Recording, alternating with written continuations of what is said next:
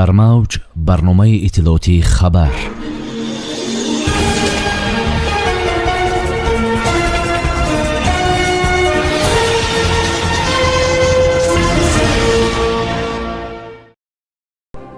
таваҷҷӯҳ ба рушди соҳаи маориф, бунёди муассисаҳои нави таълимӣ, беҳдошти шароити таълиму тарбияи насли навраз аз самтҳои меҳварии сиясати иҷтимоии ҳукумати мамлакат ба ҳисоб меравад. дар даврони истиқлол танҳо дар шаҳри Панҷакент беш аз 45 бинои нав барои муассисаҳои таълимӣ бунёд шудааст ва ин раванд пайваста идома меёбад.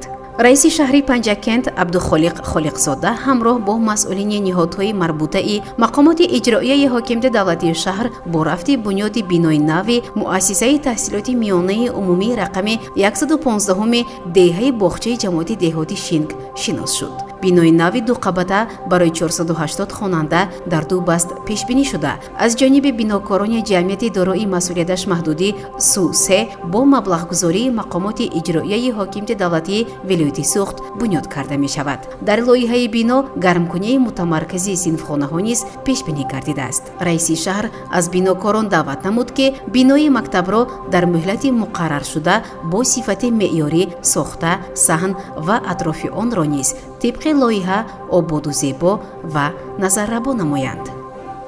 дар мавҷ барномаи иттилоотии хабар.